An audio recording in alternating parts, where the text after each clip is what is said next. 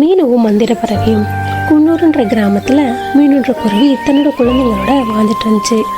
மீனு ஒரு நாள் தன்னோட குழந்தைங்க மீரா சின்னுக்கு உணவு தேடி காட்டுக்கு போச்சு. மீரா சின்னு, நீங்க பத்திரமா இருக்கணும். வீட்டை விட்டு எங்கேயும் போக கூடாது, சரியா? வீட்டை பத்திரமா நீங்க தான் பாத்துக்கணும். அம்மா, நீங்க பத்திரமா போயிட்டு வாங்க. நாங்க வீட்டை விட்டு எங்கேயும் போகாம பத்திரமா பாத்துக்கிறோம். சரி மீரா. சின்னு, நீ அக்கா சொல்றத கேட்டு நல்ல பிள்ளையா இருக்கணும், சரியா? சரி அம்மா, நான் கேக்குறேன். சரி, நான் போயிட்டு வரேன் இப்படின்னு சொல்லிட்டு மீனு குருவி அங்கேருந்து பறந்து உணவு தேட போயிடுச்சு. அக்கா, எனக்கு போர் அடிக்குது. நாம போய் கொஞ்ச நேரம் விளையாடிட்டு வரலாமா? சின்னு, அம்மா நம்மள எங்கேயும் போக கூடாதுன்னு சொல்லியிருக்காங்க. போனது தெரிஞ்சா நம்மளதான் திட்டுவாங்க. ஆமா அக்கா, ஆனா அம்மா வரதுக்குள்ள வந்துடலாம். வாயே. சரி வா போலாம், ஆனா சீக்கிரம் வந்துடலாம், சரியா? இப்படின்னு சொல்லிட்டு சின்னுவும் மீராவும் பேசிட்டு அங்கேருந்து விளையாட கிளம்பிட்டாங்க. இதே நேரத்தில் மீனுவோட பக்கத்து வீட்டில் கனிக்காகவும் அதோட கணவர் சோமுக்காகவும் அவங்களோட குழந்தை இனிக்காகவும் வாழ்ந்துட்டு இருந்தாங்க. கனிக்காகத்துக்கு மீனுவையும் மீனுவோட குழந்தைங்களையும் எப்போவுமே பிடிக்காது. இருந்தாலும் கனிக்காகவும் மீனு கிட்ட நல்லபடியாக தான் பழகிட்டு இருந்துச்சு. மீனுவும் கனிக்கு எல்லாமே கொடுக்கும். மீனு உணவு எடுக்க போயிட்டான். நீங்களும் போயிட்டு ஏதாவது உணவு எடுத்துட்டு வாங்க சோம்போ. சரி கனி, நீ இனிய பார்த்துக்கோ. நான் போய் ஏதாவது உணவுகளை எடுத்துட்டு வரேன் இப்படின்னு சொல்லிட்டு சோமுக்காகவும் அங்கேருந்து பறந்து உணவு தேட போயிடுச்சு. இனி நீ போய் மீராவும் சின்னும் வீட்டுல இருக்காங்களான்னு பாத்துட்டு வா. சரி அம்மா, நான் போய் பாத்துட்டு வரேன் இப்படின்னு சொல்லிட்டு இனிக்காகவும் அங்கேருந்து மீனுவோட வீட்டுக்கு போச்சு. அங்கே யாரும் இல்லாததை தன்னோட அம்மா கிட்ட வந்து சொல்லிடுச்சு.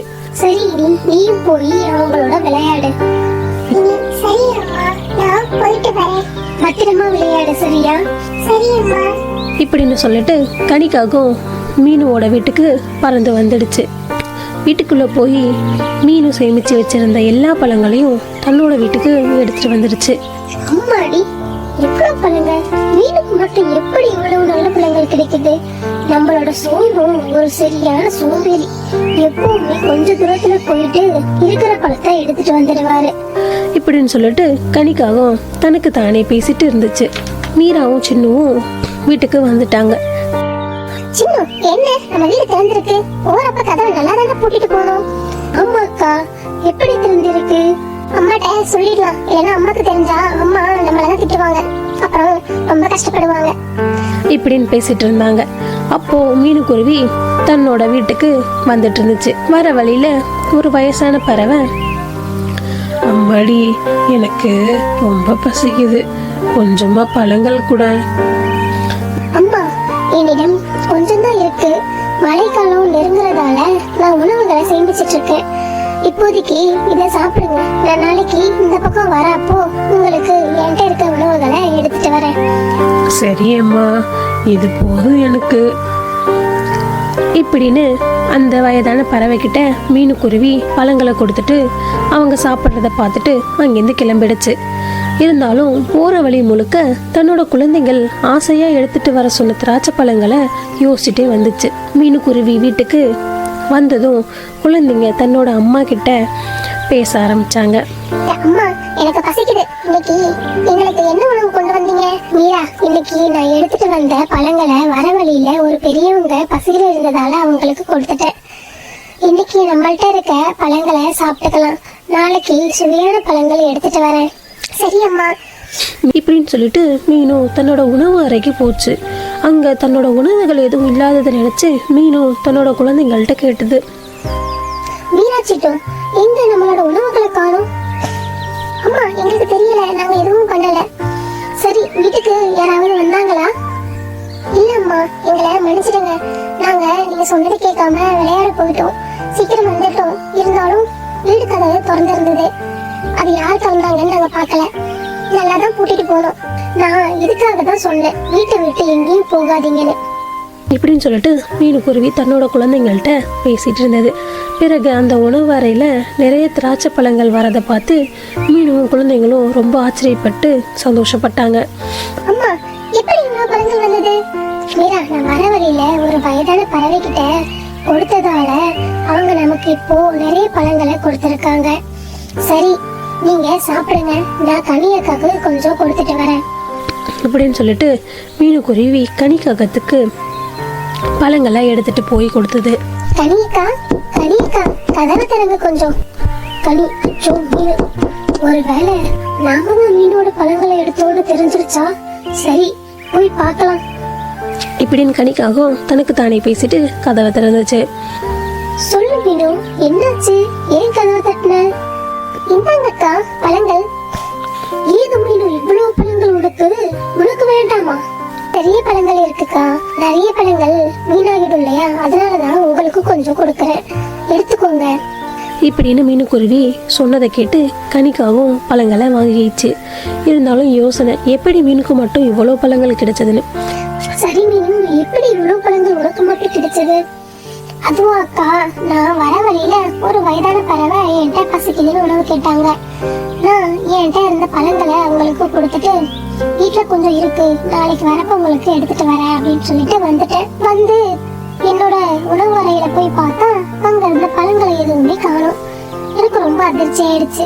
ஆனா கொஞ்ச நேரத்திலேயே அங்க நிறைய பழங்கள் வந்துருச்சு. நான் உங்களுக்கு திராட்சை பழம் தான் கொடுத்தேன், அதே திராட்சை பழம் மாதிரியா என்னோட வீட்லயும் வந்தது. இதெல்லாம் பார்த்து அவங்களாலதான் இவ்வளவு பழங்கள் வந்துச்சு அப்படின்றத தெரிஞ்சுக்கிட்டேன்.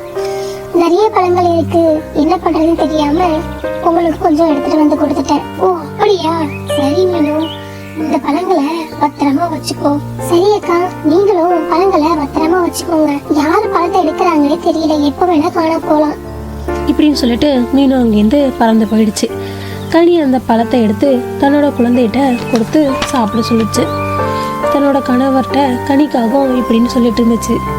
வீட்டிலிருந்து எடுத்துட்டு வந்த பழங்கள் மிகவும் நல்லா இருக்கு, அடிக்கடி போய் எடுத்துட்டு வரணும். கனி அப்படி எல்லாம் பண்ணாத, நமக்கு தான் ஆகும். நீங்க சும்மா இருங்க, நல்லவனா இருந்தா ஒண்ணுமே கிடைக்காது.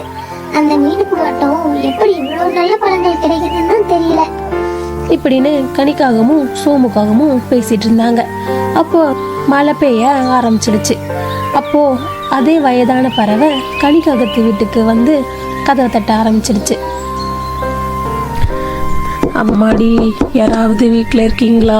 கொஞ்சம் சாப்பிட ஏதாச்சும் உணவுகள் கொடுங்களேன், எனக்கு ரொம்ப பசிக்குது. மழை காலம் ஆரம்பிச்சாலே போதும், இந்த வயசான பறவைங்க தொல்லை தாங்கல. இப்படின்னு சொல்லிட்டு கதவை திறந்துச்சு.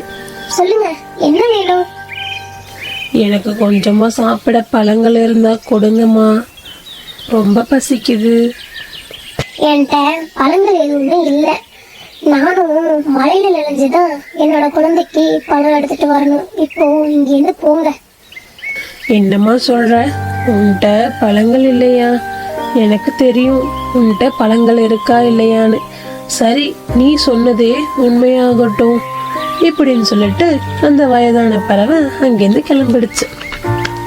என்ன சொல்லிட்டு போகுது அந்த பறவை? ஒண்ணு புரியலையே.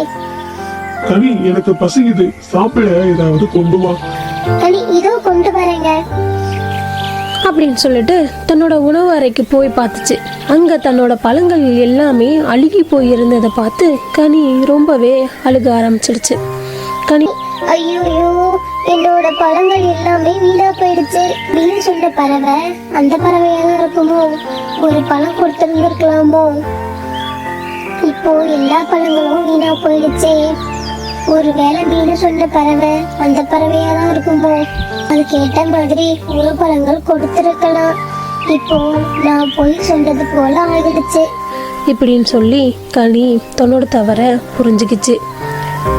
இந்த கதையிலேருந்து என்ன தெரிஞ்சுக்கலாம்னா, பசியில் இருக்கவங்களுக்கு உதவுவதால் நமக்கு கிடைச்சது அதை விட அதிகமாக தான் கிடைக்கும். அதனால பசிக்குதுன்னு யார் கேட்டாலும் உணவு இல்லைன்னு சொல்லாமல் நம்மள்ட்ட என்ன இருக்கோ அதை கொடுத்து உதவலாம். தேங்க்ஸ் ஃபார் வாட்சிங். இந்த கதை உங்களுக்கு பிடிச்சிருந்துச்சுன்னா நம்மளோட சேனலை சப்ஸ்கிரைப் பண்ணிக்கோங்க. பக்கத்துலேயே பெல் ஐக்கான் இருக்கும், கிளிக் பண்ணி ஆள்னு கொடுத்துக்கோங்க. தேங்க்ஸ் ஃபார் வாட்சிங். இன்னொரு ஸ்டோரியில் மீட் பண்ணலாம். பாய்.